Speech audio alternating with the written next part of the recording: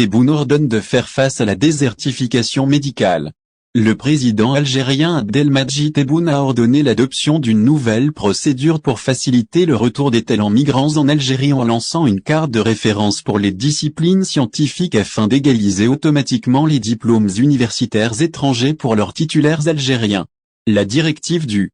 président algérien s'accompagne de la volonté du gouvernement français d'octroyer un titre de séjour spécial aux salariés du secteur de la santé afin d'attirer des médecins, pour répondre aux besoins des hôpitaux du pays. L'annonce du gouvernement français a refait parler à l'intérieur de l'Algérie des convois de médecins et d'infirmières immigrés qui partent par centaines chaque année, et leur nombre, selon les derniers chiffres annoncés par le décanat des médecins du pays, atteint plus de 28 000 médecins, dont 15 000 sont en France. Concernant les répercussions de l'annonce française, le chef du syndicat algérien des praticiens de la santé publique, Ilyas Mourabit, a déclaré « Toutes les spécialités, y compris les pharmaciens, les dentistes et les sages-femmes, sont malheureusement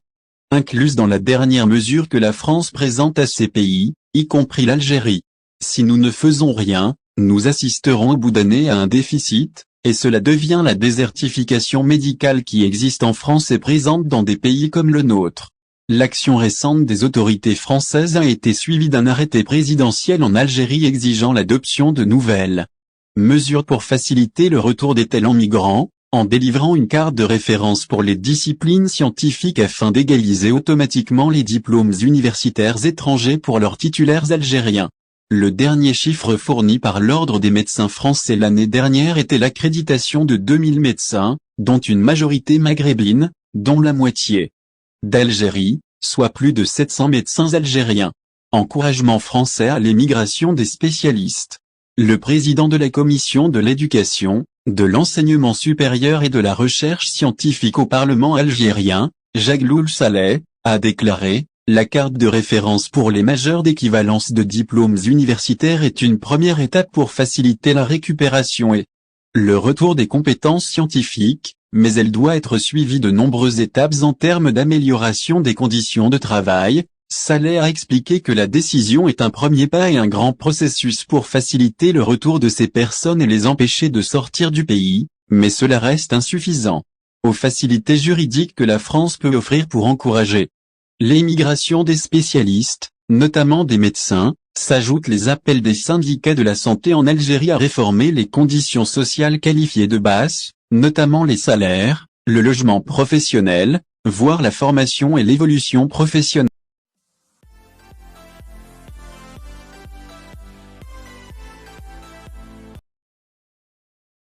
L'Espagne demande à ses entreprises opérant en Algérie de déménager au Maroc. Le journal espagnol Te Indépendant a déclaré que le ministre de l'Industrie, du Commerce et du Tourisme, Reyes Maroto, du gouvernement de Pedro Sánchez, a tenu une réunion avec des investisseurs espagnols dont les entreprises opèrent sur le marché algérien, afin de discuter de la crise diplomatique entre l'Espagne et l'Algérie dans leur activité commerciale, car il a été prouvé qu'il y a des répercussions impacts négatifs sur les relations commerciales entre les deux pays en raison de la suspension par l'Algérie de la mise en œuvre de l'accord d'amitié et de coopération avec l'Espagne. Selon la même source, le gouvernement Sánchez a rassuré les investisseurs espagnols sur le fait que le rétablissement des relations avec l'Algérie comporte de nombreuses complications, car cette dernière exige pour rétablir les relations avec l'Espagne que le royaume ibérique retire son soutien à la proposition marocaine d'autonomie pour résoudre le conflit au Sahara, une position annoncée par Madrid, et pour cette raison, en mars dernier, l'Algérie a rompu ses relations avec l'Espagne et a retiré son ambassadeur à Madrid. Dans ce contexte, le journal susmentionné ajoute que le comité gouvernemental espagnol, par l'intermédiaire du ministère de l'Industrie, du Commerce et du Tourisme, a demandé aux investisseurs espagnols de remplacer l'Algérie par un autre pays, notant que la destination privilégiée des investissements est le Maroc. Le même journal a indiqué que l'Espagne a choisi le Maroc maintenant, après la rupture des relations avec l'Algérie, et a indiqué que cela explique la nature économique et commerciale prédominante des accords récemment signés entre le Maroc et l'Espagne lors de la réunion de haut niveau entre le gouvernement espagnol et marocain. Il était prévu, selon plusieurs analyses publiées avant la réunion de haut niveau entre le Maroc et l'Espagne des 1er et 2 février, que l'Espagne se concentrerait largement sur le renforcement de ses relations avec le Maroc dans le domaine économique et commercial, afin de compenser les effets négatifs sur certaines de ces entreprises qui se trouvaient dans une situation difficile, en raison de la décision de l'Algérie de suspendre les relations commerciales avec l'Espagne en raison de la position de cette dernière en faveur du Maroc dans le dossier du Sahara. Il est clair que Madrid ne veut pas changer sa position sur la question du Sahara marocain, compte tenu de l'importance du Maroc pour Madrid par rapport à l'Algérie, a déclaré, lundi 13 février, le ministre espagnol des Affaires étrangères, José Manuel Elpari, dans des déclarations dans lesquelles il a déclaré que le Maroc était la première priorité de la politique étrangère espagnole.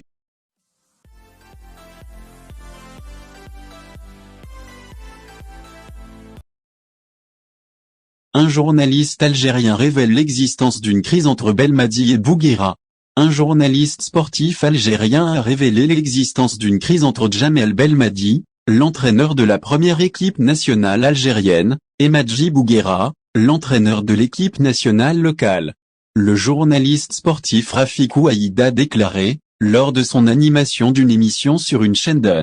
télévision algérienne mercredi soir, que Belmadi et Bouguera ne sont pas en bons termes, avant d'ajouter, Belmadi refuse de se plonger dans cette affaire pour se protéger de le mal de Belmadi, indiquant que Bouguera ne veut pas enfin aborder sa relation avec Belmadi devant les médias pour ne pas tomber en conflit direct avec Belmadi. Le même journaliste a indiqué que la détérioration de la relation entre Belmadi et Bouguera ne date pas d'aujourd'hui, ajoutant, le problème entre Belmadi et Bouguera est survenu après le match du Libéria, contre l'équipe locale il y a 2 ans, après que Bouguera a été démis de ses fonctions de entraîneur adjoint de Belmadi, de l'équipe première. Belmadi s'était dispensé des services de Bouguera au poste d'entraîneur adjoint à la veille du coup d'envoi de la Coupe d'Afrique des Nations 2022 au Cameroun, malgré son accompagnement d'autres membres de l'équipage de Bouguera, ce qui a soulevé l'étonnement de la rue sportive algérienne, mais Belmadi a expliqué cela en laissant Bouguera se reposer après la fatigue qu'il a subie lors de la Coupe arabe, fin 2021, qu'il a été couronné aux dépens de l'équipe nationale tunisienne. Bien que les 2 entraîneurs aient confirmé à plusieurs reprises devant les médias et lors de conférences de presse que leur relation était bonne, et le dernier d'entre eux, Bouguera lors de la Coupe d'Afrique des Nations, lorsqu'il a félicité à plusieurs reprises Belmadi pour qu'il devienne entraîneur-chef, faisant référence à son aide au début de sa carrière d'entraîneur au Qatar, il l'a également considéré comme son inspiration. Bouguera avait débuté sa carrière d'entraîneur en Algérie, en tant qu'adjoint de Belmadi en équipe première, après son expérience dans l'équipe réserve du club qatari de Douai, avant d'être relevé de cette tâche et installé comme entraîneur-chef de l'équipe locale, et selon de nombreuses sources, la disqualification de Bouguera de la première équipe était par décision de Belmadi. À noter que la Fédération algérienne de football a renouvelé le contrat de Belmadi à la tête de l'équipe première jusqu'en 2026, alors que l'ambiguïté règne toujours sur l'avenir de Bouguera, qui occupait le statut d'affaires avec l'équipe locale, bien que Jaïs Fizif, président de la fédération, a confirmé dans un communiqué. Un journaliste a déclaré que les services de Bouguera ne seraient pas facilement négligés.